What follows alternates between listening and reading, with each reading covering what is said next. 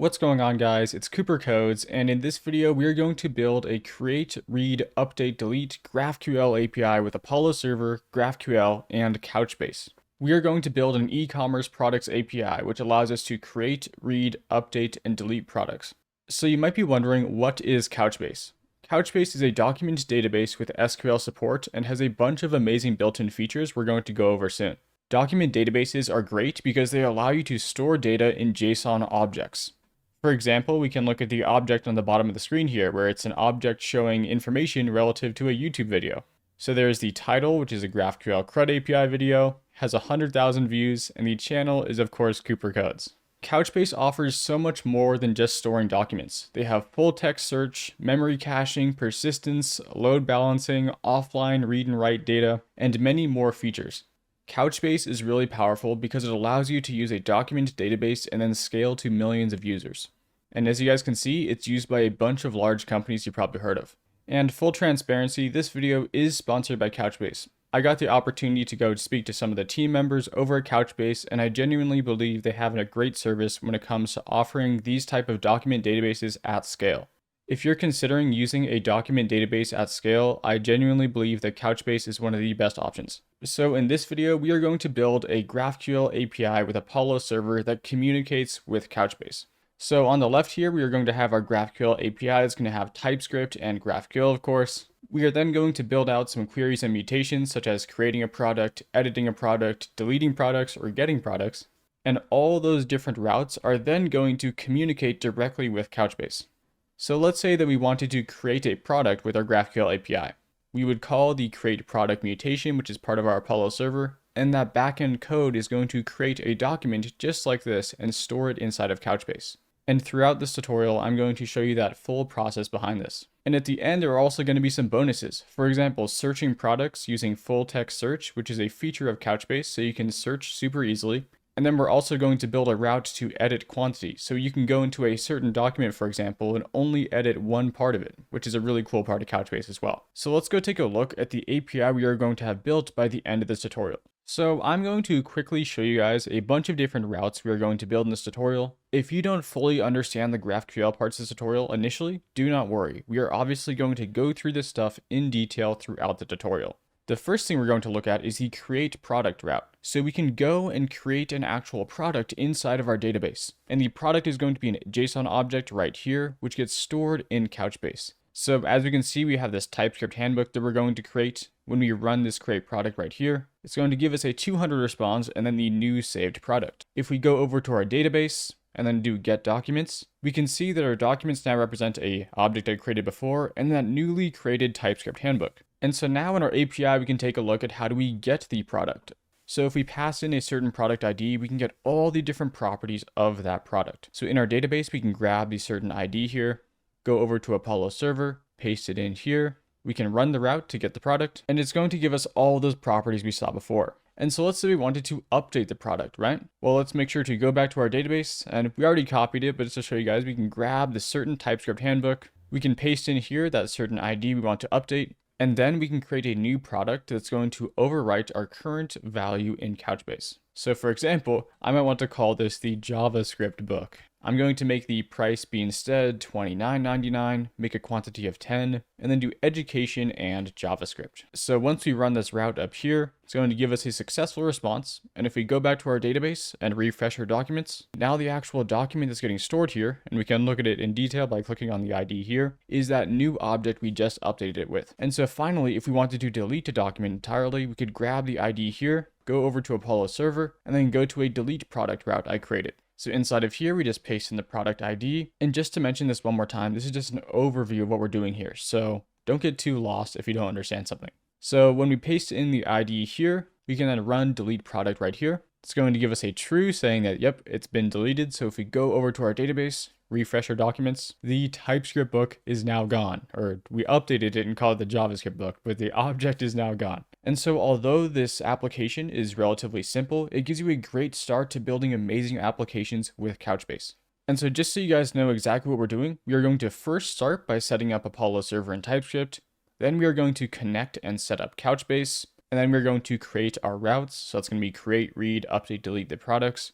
And then we're going to finally do some testing of the functionality at the end. This is going to be an incredibly cohesive tutorial, so I recommend you guys stay all the way through. You'll learn a bunch about GraphQL APIs and also Couchbase functionality. All right, let's get into it. So we can get started by going to an empty folder in Visual Studio Code, and then running the command npm init-yes. This is going to give us a package.json to get started. An important thing to do inside of our package.json is we need to go in here and make sure to set the type equal to module. This makes things a bit easier when we use the await statement inside of our server, but don't worry about the specifics there if you don't want to, but it's important for having our server run correctly. Then we need to install Apollo server in GraphQL. So we can say npm install at apollo/server and then GraphQL. All right, so we should see some more dependencies get shown up here. We are then going to manually create our tsconfig.json. This is to allow us to use TypeScript inside of our Apollo server. And so Apollo server by default has a recommended tsconfig for us to use, so I'm going to link this in the description.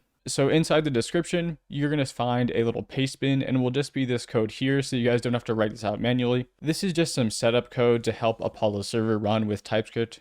That's all it is. And to make sure we actually have TypeScript on our machines, we can do npm install --save-dev TypeScript, and then also @types/node. And then we can press enter. So if you guys are getting any TypeScript errors, make sure to do a final npm install -g TypeScript. This is going to install TypeScript globally. All right, so that is all the setup we need to do for our initial packages. We can go into our folder here and make a source folder, which is where all of our Apollo server code is going to live. Inside of here, I'm going to make an index.ts. And for simplicity's sake, the entirety of our code is going to be inside of index.ts. So to get started here, we are going to make a very basic version of our Apollo server, get it running, and then we're going to add changes to it as we move forward. So we can start by importing Apollo server from Apollo server like this. So that's the Apollo server object to build Apollo server, as you might imagine. And to actually start the server, we need to import another package, and it's called start standalone server. And it's going to be coming from @Apollo server/standalone. You guys will see how these work once we actually practically use them in a second here, so don't worry if you're like, why are we importing these? So the Apollo server is our actual GraphQL server that manages requests, and so to build an Apollo server, what we need to do is say const server is equal to new Apollo server. Inside of this Apollo server, it's going to ask for two very important things. The first thing are the type defs, and then also the resolvers. And so type defs and resolvers are a fundamental part of understanding GraphQL.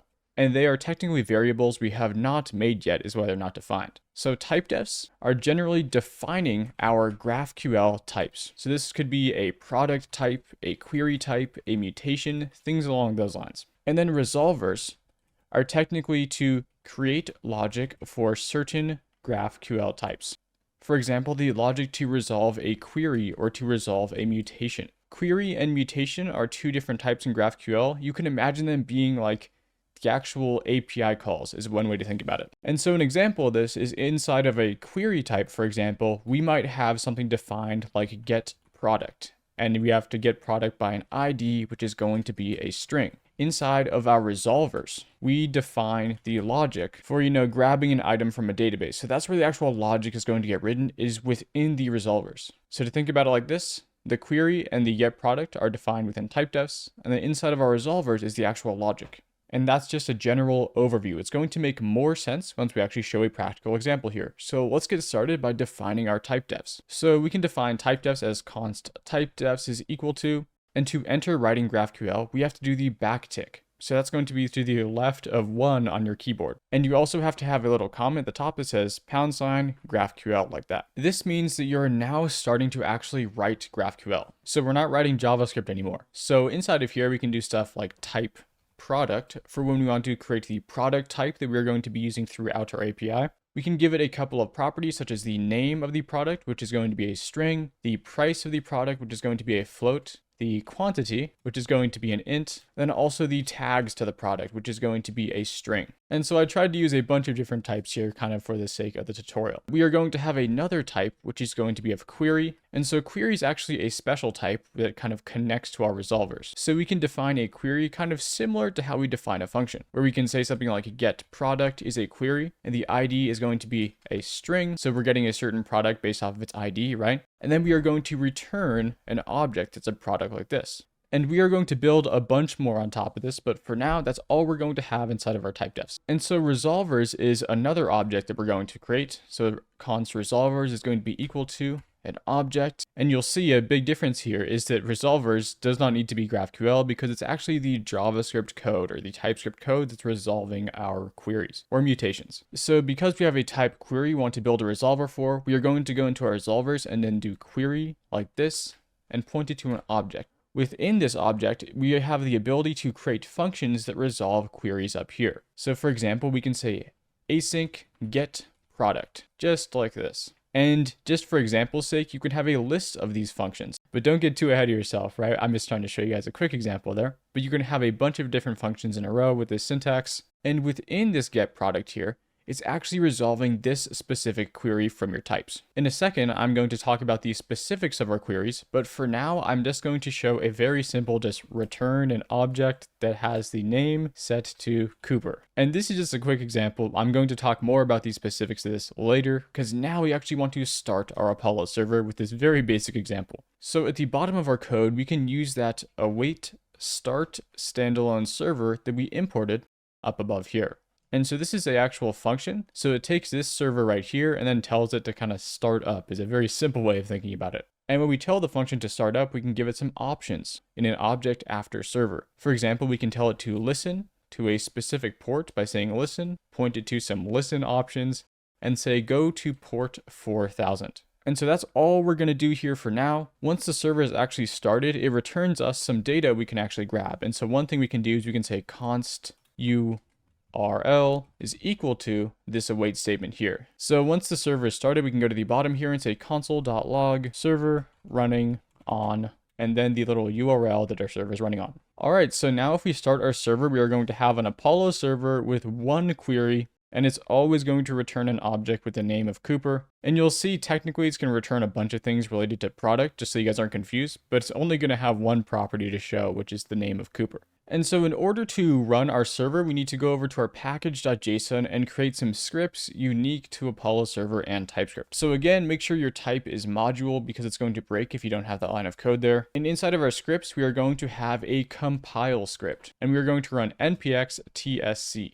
I wouldn't worry about understanding compiling too much, but it's good to understand that what TSC does is it's going to take our tsconfig.json and then run some code which compiles our TypeScript code and turns it into JavaScript code that we can actually run on a server. And that's going to make more sense in our next script when we say start. The two things we want to do in starting is we want to npm run compile. So this is going to turn our TypeScript code into code we can actually run on a server. And then we're going to say and node.dist/index.js. So this is like the index.ts, but has been turned into JavaScript we can run with Node. You guys don't have to understand the specifics of that, but I'm just giving a general overview there so you kind of understand what's going on. So make sure to save your package.json, and then we can go down here and say npm start. So if everything's good to go, you should get a running on localhost 4000. And so go over to localhost 4000. And so initially on this page, you should just see a blank screen. It might have preloaded a query for you, but we can go into our root types here and click on query, and then we can press the plus next to the get product here. This is going to make a little query for allowing us to access that get product we made before. And so if we actually run our get product query here, we can press run here, and it's going to give us a response where the name of the product is Cooper because we were returning that object. And so this is great news. This means that our Apollo server is fully running. An important thing we have to do now is we have to go and set up Couchbase. So we can go over to couchbase.com to set up our database in the backend. So at couchbase.com, we can get started by going to the top right and pressing try free. So there's a bunch of different deployment options here. You want to make sure to use Couchbase Capella, which pretty much means a hosted version of Couchbase for us to communicate with. Couchbase Capella is free for 30 days. You don't even need a credit card or anything like that. So you guys can 100% try it out throughout this tutorial. So go to the right here and then fill in all your information. So as you can see, I filled in everything on the right, and now we can go in here and press sign up to get started. So now Couchbase is going to send us an email to activate our account. So you should be able to go over to your email and get a link here. So I'm just going to press the link in the email right here, and it's going to take me to a Couchbase site. It's then going to take you to a sign-in page. So sign in with the information you just submitted. So I'm going to go in here. I submitted my stuff. I'm going to press sign in. So now it's going to take us through a process to get started. So I'm going to agree to the service agreements here and then create my account. And as I said before, guys, you have a free 30-day free trial. There is no credit card required. One node and 50 gigs of storage is a pretty cool deal to test this out. And so I'm just going to use AWS and then the region closest to me, which is the US East. And so once you choose whatever makes sense for you, you can then press deploy now. And it's then going to take you to a launching page. This generally has taken me like a minute or two, so feel free to go get some water or do something along those lines. But this process shouldn't take more than 3 minutes, so don't worry about it too much, just give it some time. It'll initially put you inside of your databases, and it will put you inside of that trial cluster it just made. So to see the current data inside of the cluster, we can go over to Data Tools right here. And you'll see they have a full travel samples. This is like an airline or something along those lines, I believe. And they have all these different documents inside of here. This is good if you want an example of what Couchbase could look like at scale for your use case. But for this tutorial, I'm actually going to get rid of the travel sample so everything is super clear as to what we're doing next. So we can get rid of the sample code by going up here and then deleting this bucket. So I'm going to ask you to type delete to confirm this. So now that we are within our Couchbase database, we can create a bucket to use throughout this tutorial. So go to the left column here and then press this create button. And so this little information block here actually explains it well. Buckets should be viewed as top level containers. And then scopes are a way to group your data in certain ways. And then the collections themselves are like your actual document tables, if you want to think of it like that. So for our entire store, I'm going to create a store bucket. I'm then going to make a products-scope, and then the actual collection at the end is just going to be named products. Just to explain that one more time, the store bucket is the overarching thing. It could have a bunch of different scopes related to our store. Then inside of our product scope, we can have everything related to products. And then we finally have a collection, which is where our actual documents are going to be stored. So once you have all these set up here, we can then press create. And you'll see that initially we have no documents. So for the sake of the tutorial, I'm going to create a document so we have something to grab from our database. I'm going to give it a document ID of 1 just to get started. And inside of here, you can edit the JSON to make an actual document. So if we go back to our GraphQL types in our code here, you'll see we have this little type product here. I'm going to grab all the information for our product here and then paste it into the JSON just to give us a little starting template. So all these tags have to have strings, so I'm just going to do that real quick. And the name of the product, we can just make Cooper Codes Book. Okay, that's not very creative, I know. And then we can do $3.99 is how much it's going to cost. There's going to be 10 of them in the quantity. And then the array here of tags, I'm just going to say education and book and a Cooper tag as well. So now that we actually have a JSON object, we can save that document by just pressing save document at the bottom here. So now we actually have something saved inside of Couchbase. So we can press this document and say, boom, there's all the data we have. This is cool that we have actual live data on our server, but now we need to connect Couchbase to Apollo server. So we can start that process by going over to connect right here. The first thing we're going to do is allow certain IP addresses to access Couchbase. So we can go over to allowed IP addresses. Just click this here and then press add allowed IP. From this page, I'm going to ask it to allow access from anywhere. I will add that this is something you should only ever do in development, and I'm kind of doing it for this video so I don't expose my own IP address as well. So if you guys just want to add only your IP address, there's also the button for doing that. But just to make sure you don't run into any issues, I'm going to allow access from anywhere. So I'm going to go in here and press confirm, then allow access. And again, incredibly unsafe, should only be used for development, just to make that clear. And then we can press add allowed IP in the bottom here. All right, so now our IP is all good to go. The next thing we want to do is do database access credentials. So we have to create a username and a password for our specific database. So we can go over to database access. We can say create database access here. For this video, I'm going to create the database access name of Cooper Codes, and then the password is going to be Cooper Codes 123 exclamation point. This is obviously a terrible password, but I'm mainly doing it so you guys don't get lost if you want to copy my password for this video. You can also make logins that only have access to a specific bucket or a specific scope, but just to make things simple for this tutorial, I'm going to access all buckets and all scopes. And massively important, you want to make sure that access is read and write. If your access is not read and write here, it's not going to be able to actually write data to your database, even if you have everything set up correctly. So make sure your access you're using is read and write here, and then create database access is going to be good to go. So we can press it right here. Amazing. So we can actually go in here, select these database credentials, choose a preferred language to be Node.js. And so now you'll see we have a full code example that's exactly what we're going to use for our tutorial. So this is great news. So we can go into the sample code and copy it and then bring it over to our application. So I'm going to put it right before our start standalone server. So right here, you'll see one important thing is we do not have Couchbase installed. So what we need to do is stop our server and npm install Couchbase.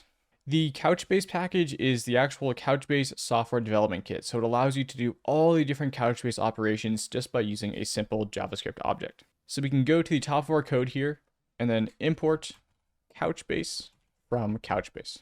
And so now we have the Couchbase object in our code, so we're good to go. If we scroll down, we'll see that we can do this couchbase.connect now. And so one quick thing here is we want to make sure to go to the password and then replace it with your actual password. So Cooper codes 123 exclamation point. Again, I'm getting a failing grade for network security here, but this is just to make it simple for you guys. Use something more advanced in your own use case, of course. And so this code is successfully going to connect us to our cluster in Couchbase. But one thing I want to talk about now is Apollo server context. So context is something we can add on top of our server, and it allows us to access external resources in any of our routes in our API. So there's a little context that we can create here, and it takes in a function that is async with a request and response, which we're not going to use in this video, but just so you guys know that they're there. So in this context, we can create an object, as you guys can see right here, and there are different properties we can add to this object, and they can be named whatever we want. For example, if we want to pass a reference to the Couchbase cluster anywhere inside of our API routes, we can say Couchbase cluster is equal to this whole code right here.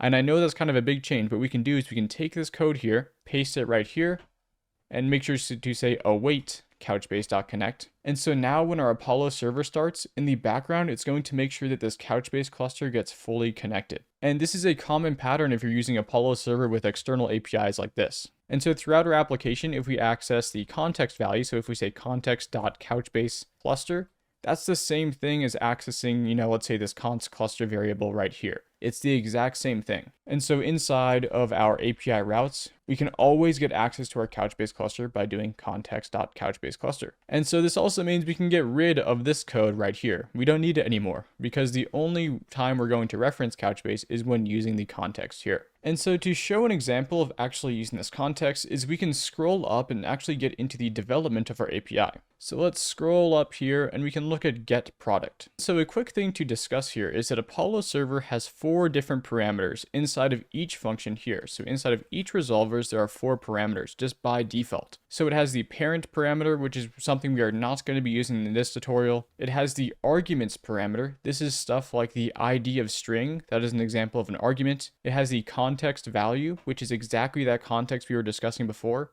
And then it has the info, which is something we're not going to be using in this video. For getProduct, we can do an underscore initially to ignore the first parameter. And then we can get the args next, and then we can get the context value. This means that within our code, we can access the arguments. And so just as an example, args is going to be an object. So it's going to look something like this. An object where it's going to have an ID of Cooper or something like that. Or let's say an ID of 1, because it's what we're going to use in this example, right? To get that ID property out, we can do a little object destructuring is what this is called, where we can say const ID is equal to args. And so that means that the little ID variable there is going to be equal to the value right here. And if you're curious about what this is called object destructuring. Inside of our context value, it's a very similar thing where I'm just going to say context value. It's going to have a value like this where it's going to be an object. And one of the things is going to be our Couchbase cluster, which is exactly what we just made in the context. And it's going to be a cluster, obviously more complicated value than just a string of 1, but it's going to have our entire cluster for us to use right there. One thing we can do is we can say const bucket is equal to. And if we go back to Couchbase Capella, remember that we have this store bucket at the very top that we made. So we can go into store bucket here by saying const bucket is equal to context value dot Couchbase cluster dot bucket, and then give it a certain bucket. So for example, store dash bucket like this. And Couchbase actually has some TypeScript types for us to use. So we can type the bucket to a bucket type by scrolling up and making sure that we also import the bucket from Couchbase as well. And so we can go down to bucket here and then type it to bucket like this. And so Couchbase makes TypeScript super simple in that regard. We can also do a collection. So we can say const collection is equal to the collection type. I'm going to go up here and import that collection. And that's going to be equal to our bucket.scope. So we can access a certain scope inside of a bucket, for example, the products-scope, which again, guys, is this product scope right here. And then within product scope, we have the products collection. So we can then say .collection products. Once we actually get to the final collection, that's when we can actually start running Couchbase operations. To get the value of something in Couchbase, we can say collection.get and then the key or the ID that we're going to pass in here. So collection.get is returning a promise. So we want to say await collection.get. And if there's ever an error, a cool thing we can do is we can say .catch, take the error that is given to us by Couchbase. I'm just going to also console.log the error so we can see it if it ever happens. Then we can also throw the error at the end here. So this might be something like document not found. And so it's really easy to implement error catching with these requests in Couchbase. To save the result of a certain request, we can just say const get result is equal to await collection.get. And this get result is a common Couchbase type that we can type here. And it's just going to be, if we scroll up, comma, get result. And so then we can type the result to this. There we go. So now we have a full Couchbase database call grabbing a certain document based off of its ID. And so you can see within this get result, because we're in TypeScript, we can do dot and it's going to show us all the different properties. The dot content is going to actually be our product. That's going to be the full JSON document. So we can say dot content and return that through our API call. Now that we actually have some logic written down, we can go in here and do an npm start. All right, so the server is running on localhost 4000. So let's go over there. So over on localhost 4000, we still have the Apollo server from before. What I'm going to do is I'm going to go in here, and right now I'm inside of the getProduct query, and I'm going to press on the arguments here. This is going to add an argument to our query like it's expecting with an ID. And remember, inside of our database, we have the document ID of 1 here, right? So we can go in here and tell the variable to pass in a 1 here, and then run the query with that ID. And you'll see we are getting the full information coming from our Couchbase backend, which is super amazing. And just to show you guys, if we try to get an ID that doesn't exist, so for example, we don't have a 2 anywhere in our database, we can go up here and press getProduct. Boom, it's going to give us an error with an actual message that's coming from Couchbase and is telling us document not found. All right, so now we can go back into our code and get started with the rest of our functionality. So above our resolvers, I'm going to make a little to-do list for us. So I'm just going to make a comment. And it's pretty much going to say that we are going to create the createProduct route, then the deleteProduct route, and then the updateProduct route. And one quick thing to discuss is these are all examples of mutations. A mutation is generally an operation that changes data, whether that's deleting the data or creating the data, or even changing just one property. Anything like that is going to be an example of changing the data. Oh, when I said date here, I meant data like that. And this is important to understand because queries, for example, they don't change data at all. They just grab what the data is, for example, getting the product. Inside of our type defs here, we are going to define new things called mutations. And inside the mutation here, we are going to do a createProduct is going to be our first mutation we're going to make. And it's going to have a product parameter that is a product object. And then we are just going to return that product object. One thing in GraphQL though, is that it doesn't like when we use types as actual parameters like this. When you have a parameter that you want to be typed to an object, what you have to do is you have to make an input object. So I'm going to make an input here, and it's going to be called product input. And it's going to have the exact same properties as our product. The reason why this happens is sometimes the actual information you have related to your product is not the exact same as what you're expecting from the user input. A perfect example of this is, do you expect a user to manually type in when they created their post? Probably not, right? And so if you were to have like a social media post or something like that, you wouldn't expect them to be like, oh, today is a certain day. That is something that would only be stored on a social media post, for example, right? And it wouldn't be stored on the product input. So that's just a quick example as to why they have that difference in GraphQL. Down here, we actually need to have this product parameter be of product input. And so now we're good to go. This means that this product is expecting an object that looks just like this. And so we can scroll down here, and you want to make sure you want to go outside of the query this time, because we are now going to start making our mutations. An important thing to understand is that all Apollo server resolvers have these 4 parameters. So inside of our mutation, we can kind of cheat here by grabbing the getProduct initially, and we want to make sure that it's instead createProduct. We can also grab the initial code over here and bring it down to createProduct, but instead of getting an ID from our arguments, we are getting a product object from our arguments. So instead, it's going to be something like product is equal to an object where the name is Cooper, and then it has all those other properties we have in there. And we are working with the exact same collection, so we can use the exact same code here to get set up. The difference is that instead of a get result like we had in our get product, we are going to do a mutation result. So I'm going to say const created mutation result is going to be typed to mutation result. So I'm going to go up here and just grab the type manually. So mutation result, just like that. And it's going to be equal to a call to Couchbase. So we can say await collection dot, and in this case, we are going to say insert. And we can actually copy the exact same catch statement we had before, because catching the errors is the exact same way. And so inside of this insert, it's expecting 2 different things. So let me just write a comment here. Insert is expecting a key and a value. And so in our case, our key is going to be an ID, and then the value is going to be a product. One thing we run into here is we want to create unique IDs. And so a popular way to do this is we are going to use something called UUIDs, which is a universal unique identifier. And so there's this NPM package called UUID, and it's massive. It's like 100 million weekly downloads or something crazy. And so in a second here, we are going to import some code, and we are going to have this thing called UUID v4, which is a function that we'll call, and it will give us a string that looks something like this, and it will randomly generate these. There is some really cool math behind UUIDs, but you don't really have to worry about it, but they will never be the same twice. Or it's like incredibly rare that they ever would be, and that's why everyone uses them. So inside of our console, we can go and npm install UUID. We can scroll up to the top here, and then import v4 as UUID v4 from UUID. Super simple, just like that. So now we can scroll back down, and to create our unique keys, all we have to do is say something like const key is equal to UUID v4. And so now key is going to be equal to a value just like this. And so now inside of our insert, we have a key to actually use, which is great news. In insert, we have the key, which we just made, and then the value is going to be our product object.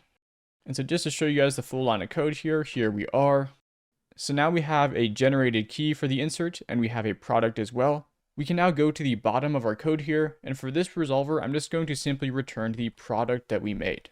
All right, so now if we npm start our server again, we are going to have all the functionality for this newly created createProduct. I want to keep our getProduct code here just for the future here. But inside of our root, we can go to a new tab here, just like, Google Chrome or something like that. And we can go over to our mutation types. Inside of mutation, you'll see there's now a createProduct. So I'm going to press the plus on createProduct. I'm then going to press the plus on the arguments here, and then make sure we get all the different fields we're expecting for our inputted product. And then I'm going to ask for all the different fields that the GraphQL is actually returning to us. So the name is just going to be called TypeScript Handbook. The price I'm going to make, let's say $9.99. The quantity is there'll be 30 of them, and then some tags will just be TypeScript and book. What's happening in our backend is it's taking this inputted product object and then saving that in the NoSQL database. That's why it's almost so seamless. So once we run this createProduct here, we're going to get a 200 response, which means a good, positive, it went through response. And if we go over to our database and then refresh our documents by pressing get documents, you'll see we now have a document that got created with all the different stuff from our input parameters. And so now we've fully created the products, which is pretty cool. You'll see having this document ID of 1 is not really what we'd expect, because the rest of our IDs are going to look like this. So let's go and figure out how we can delete documents inside of our database. So if we go up to our, handy checklist here, we made createProduct. So boom, there we go. The next thing we're going to do is deleteProduct. So we can go into our mutations here and say deleteProduct. When we delete a product, I'm just going to delete it based off of a certain ID or key. So I'm going to say ID is going to be a string, and I'm just going to return a Boolean of true if it gets deleted. So now we can go back down into our resolvers, go into the mutation, and then after this create product, I'm going to put a comma and make a new function under it. And to get us started with the parameters, I'm going to copy this create product down here, but instead we are going to want to delete product. So we can copy some of these first lines from create product and bring them down into delete product. Remember, in our arguments, we're now expecting an ID, for example, of 1. And so we can get the ID from our arguments by doing this. And we already have the code we need for having a certain collection. Because deleting is a mutation, this is again going to be a mutation result. So I'm going to copy this code up from above like this. And instead I'm going to be calling it the deleted mutation result is equal to await collection dot remove. So remove is a function that allows us to remove something based off of a certain key. And so we can take in the ID that we're attempting to remove here. The interesting thing is we can copy the same catch code that we used before, just like this, because if we try to remove something that doesn't exist, we should try and tell that to the user. There is something wrong. And so if there is something wrong or the document they're trying to remove doesn't exist, it will show that in an error. But if no error goes through, this remove is going to work like expected, and we can just simply return true because this resolver is expecting a boolean to be returned, remember guys. So we're getting that ID from our parameters, we're connecting to a certain collection, we are running the remove function here, and then we're returning true. So let's make sure to restart our server at the bottom here, and we can test out this delete functionality. So just like before, I'm going to make a new tab at the top, then I'm going to go to our root, going to go under mutations, and you'll see we have deleteProduct. So I'm going to add this query to our current little workspace. Inside of deleteProduct, I'm going to press the plus on the ID argument. This ID that it's expecting is the exact ID that we are going to delete within Couchbase. So if we go over to Couchbase, we can see we have a document ID of 1 that we want to get rid of. So no one wants to buy the Cooper Codes book, so we got to get rid of it. I know. Or hey, maybe it's sold out if you want to be positive. But we can take this ID of 1, bring it over to where we're calling this. So right here, remember it's expecting a string of 1 is important to understand there. And then we can run the route. Boom, we got deleted product is true. That means no errors were caught and is successfully deleted. So if we go over to Couchbase here, refresh our documents, there is no more Cooper Codes book. Alright guys, so this has been great work so far. We only have one more route to go, which is taking a pre-existing document and then updating it with new values. So if we scroll up to our little to-do list, we can do the X on the delete product, which is good news. We are done with that. And we only have one more thing to go, which is updating the product. So inside of our mutation, we can create the update product route like this. There's going to be two different parameters here for the update product. We're going to have an ID of a string, which is the ID of the product we want to update. And then we are going to take a product of product input, and this product is going to be the thing that's going to replace whatever is currently in our database. So you could also imagine this as like the new product, but just for simplicity's sake, I'm going to just call it product. And at the end of the request, I'm just going to return the product we created back to our user. So remember, this guy at the end is going to be a returning statement, or what is expecting this route to return. All right, so everything is defined as expected in the mutation here. We can now scroll on down to our mutations. And I'm going to copy the first line for delete product, go under here and make a new function. So async update product instead is what we want. And just like before, guys, we're always going to have that initial kind of object destructuring as well. And from our arguments, we are going to get the ID out of there. And in this case, we have both the ID and the product. And so if you want to destructure two different properties, you can do that like this. And just to clear anything up, this means that args looks like something like this. ID is pointing to this. And it has another property where it's product and is pointing to our product object. So that's more just like pseudocode, but that's what's happening there. And so understanding this code, that means that product here is going to be the product object and ID is just going to be the ID right here. Update is an example of a mutation. So we can go up here and just copy paste this code block from before for the deleted mutation. And I'm instead just going to call it the updated mutation result. And instead of using remove, we're going to use collection.replace. So replace is a function that takes two different things. It has a key, so the actual key, or in our case, the ID of the thing we want to replace, and the value we're replacing it with, or as it says here, the new value for the document. So we are going to take our ID, for example, for simplicity's sake, ID of 1, and then make it point to this new product here. We have the new product in our argument right here, and so we can put it in replace just like that. And just like normal, this catch statement works on all these different promises because await collection.replace is a promise. And so if a promise gives us an error, we can use the catch statement to then show that error. You can also do certain code within your catch statements to make it so it's like if it's a certain error, do certain things. But this is like the most generic kind of example of this use case. Another thing about collection.replace is it will give us an error if the ID doesn't exist. So it can go to the user and say, by the way, you're trying to update something that doesn't exist. So at the end of our update product, I'm just going to simply return the product that updated our database value. So we replaced this ID with this product, so we know that if we don't get an error, this product is still going to be the new value. So once we've done that, we can then save our code here. I'm then going to terminate the job here and then npm start our server again to refresh all the Apollo server stuff. So once your server is running here, we can go back into Apollo and I'm going to make a new tab just like I always do. And instead in this one, we are going to go to mutation and then go to update product. So update product is going to take in two different arguments. And inside of this product field, we want to make sure to have all the different fields of that object. And then we can step back out and then get all the different fields of the product we are actually going to create. So right now I have one product in my database. And so what we can do is we can copy this document ID here, go over to Apollo server, paste in the ID for the update product ID here. So this is the ID of the product it's actually going to update. And then we have the product here, which is the values we want to replace it with. So it used to be TypeScript handbook, price $10, quantity 30. So we can go into Apollo server and I'm going to instead call it, let's say Rust handbook. So if Rust replaces TypeScript, we got this new book now. And it's going to be $19.99. The quantity is only going to be 5 of them. And for the tags, I'm going to say Rust and just book is a simple way of doing it. So now we can run update here. And we are going to get a 200 response, which means the response successfully went through. So let's go check out our database real quick.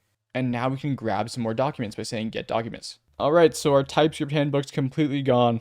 It's been replaced with Rust. So now we've fully built the functionality of our CRUD API using Couchbase and Apollo server.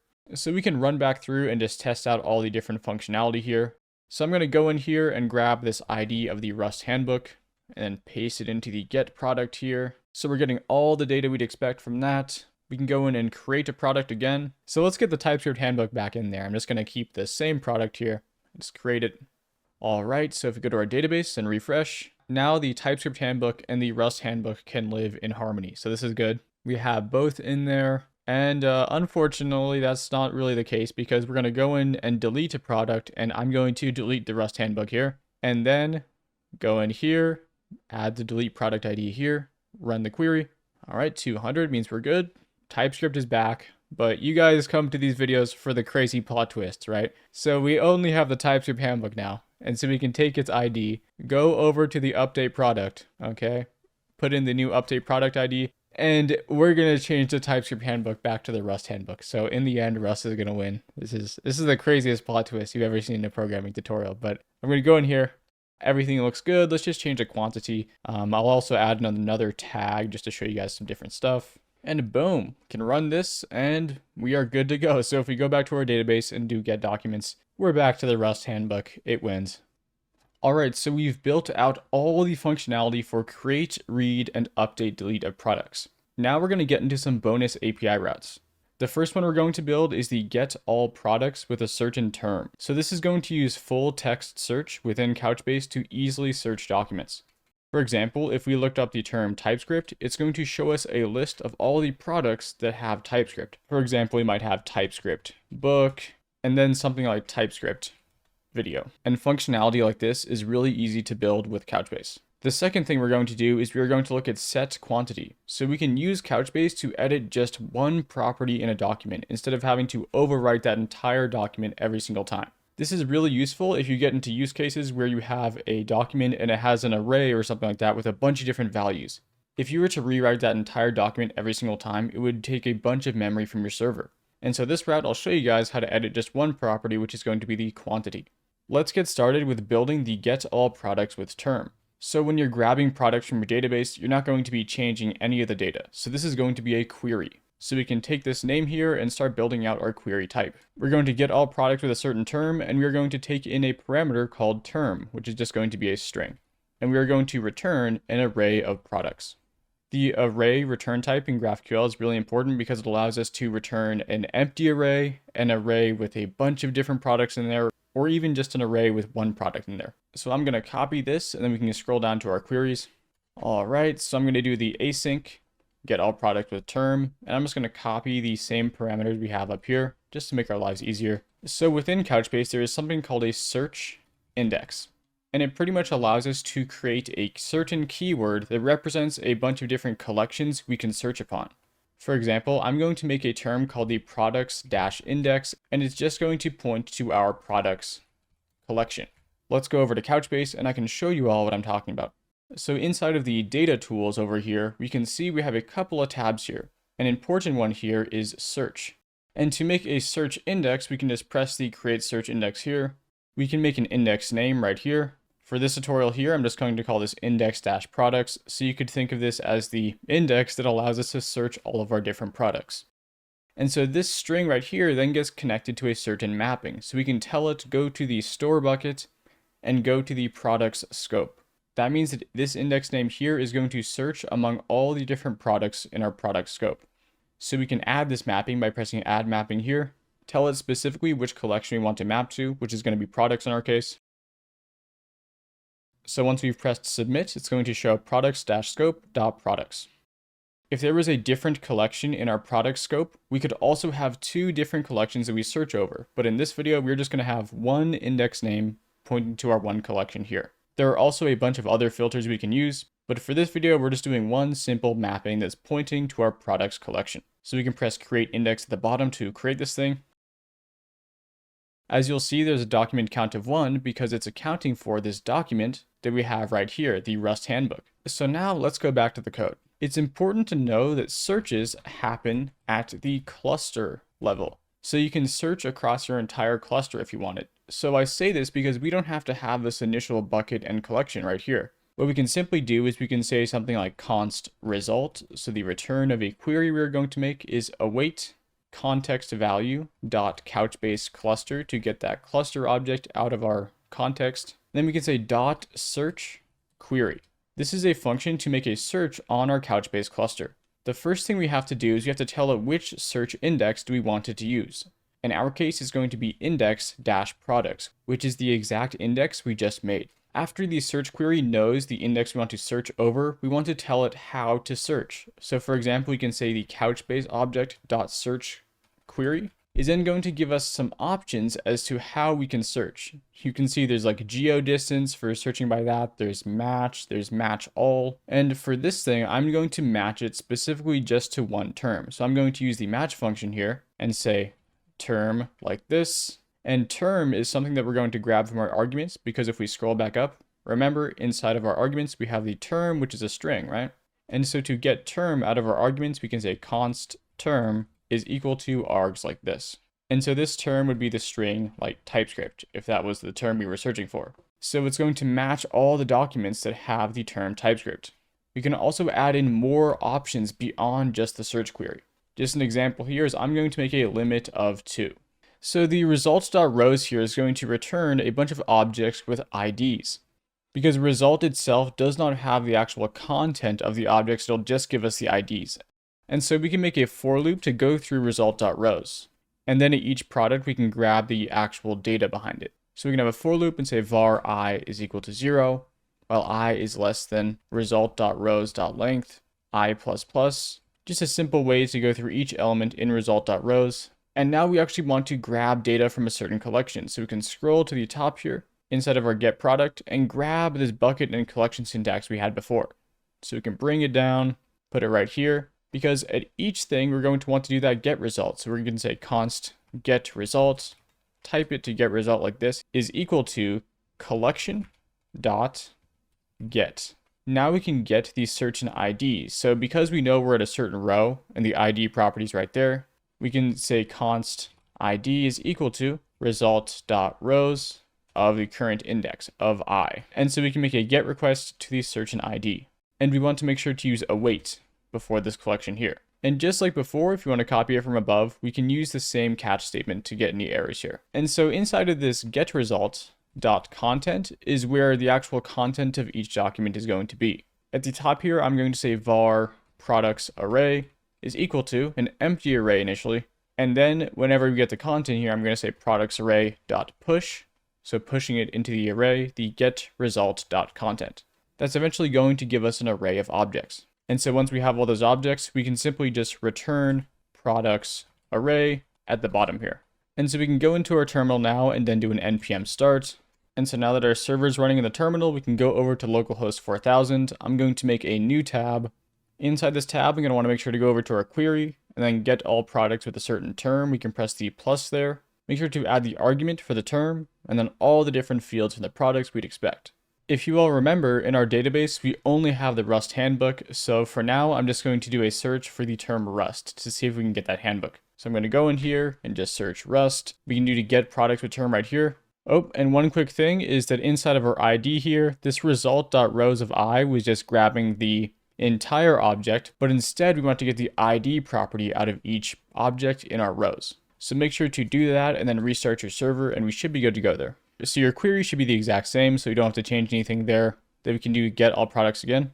And as you'll see, we have an array here that's showing us the actual Rust handbook, which is great news. And so if we wanted to go create a product real fast to test this out, is we could go over here and make a TypeScript handbook. I already have all the data for that, but let's just go create the product. So now let's try and run our search query again and see if TypeScript's in there. It's not, which is what we'd expect, right? But if we change the term to TypeScript, get all products, boom, it's going to get the TypeScript handbook. And just for example's sake, if we wanted to say TypeScript video or something like that, and then create that product, then go over to get all products, then do a search with just TypeScript, both of those terms are going to show up, which is super cool. So Couchbase makes this full text search very easy to use. So now that we've fully developed the get all products with term, we still have that other query we're going to make. So we can check this one off. We also have the setQuantity. So setQuantity is actually changing data. So it's going to be a mutation, right? So we can go up to our types, go up here and say setQuantity. The two things we're going to need is the ID of string and then the new quantity we want to set. Remember up here, quantity is defined as an integer. So inside the inputs here, we can define it as an int as well. And then I'm just going to return a Boolean if the operation was successful. All right, so now let's scroll down and build this mutation. So I'm going to scroll down to the mutations here. I'm then going to copy some parts of updateProduct here. So the first line here, just to get started, and instead make it setQuantity. Remember the arguments object here is going to have an ID and quantity. So to get those out of the object, we can say const ID, comma, quantity like this is equal to args. So let's copy some of the code from updateProduct here because we're going to be working with the products collection again. So we can just get this kind of boilerplate started. And it is a mutation, so this will still be typed to mutation results. So inside of Couchbase, when we're making mutations within a certain document, we use the collection.mutateIn. And so mutateIn takes in two things. It takes in an ID just like we already have, and then instead of this, it's going to take in an array next. This array has the ability to have multiple different operations you can use to edit certain properties. And these operations are defined within couchbase.mutateInSpec. And so as you can see, it's defined here, a sub operation within a mutateIn operation. Within here, you have a bunch of different options for what you can do in the mutateIn. We are going to do something called replace. So this is if you wanted to replace the value for a certain field that you already know exists. We already know within our system a quantity exists, so we can take the quantity property just like this and point it to the new value, which is going to be the quantity that we passed in the arguments here. And the error catching can still just sit at the end here because remember, this collection.mutateIn is still a promise, so we can still use catch to get the error. So if we make it to the end here, I'm going to do a simple return true. This is just showing to our users that the operation went through. So now we can restart our server and test out the functionality for setting a certain quantity. All right, so I'm going to go in here, make a new tab, go back to our mutations on the left here, and then go to setQuantity. Inside of here, we're going to get an ID and also a quantity as parameters. So we're going to have to go over to our database here. I'm going to refresh our documents. And let's say for the Rust handbook, we are going to change it to 200. So we can take the ID of the Rust handbook here, go into Apollo server, paste it in as a parameter here, and then set the new quantity to, let's say something crazy like 999 so we can see what it is. All right, so now that we got the 999 here, we can go and set the quantity here. All right, we got a 200 response, so we should be able to go back to our database and see just the quantity attribute change, so we can get documents again. And there you go, you'll see that the quantity there has changed. The interesting thing about the functionality that I showed off here is that you can have multiple different operations happen in this array. If you want to deploy your GraphQL API to an actual service, Couchbase recommends using AWS Lambda. The good thing about that is Apollo server already has a bunch of great documentation for specifically deploying to Lambda, so you already have a bunch of information as to how you can do that. I'm going to put a link to this documentation in the description. Feel free to take a look through this. These steps are relatively simple, but there's a lot of stuff you have to do for AWS, and there's also weird stuff like YAML files and things like that, but it should be relatively copy-paste. If anyone here is having issues specifically with getting your Apollo server deployed to Lambda with Couchbase, if I receive comments knowing that you guys are having issues with that, I will either release a video or maybe change the GitHub repo up to show you the different steps as to how you can deploy the service. Alright guys, hopefully this video was a bunch of fun when getting started with Couchbase and learning how to use it within your applications. And I just want to say thanks again to Couchbase for sponsoring this video, and also thank you guys for watching and coding along with me here. I honestly think that Couchbase is a great service, and I would recommend you guys use it for your own applications. And if you started today, you still get the free trial for the next 30 days, so feel free to build whatever you want on Couchbase. It's 100% free. Again, thanks for watching.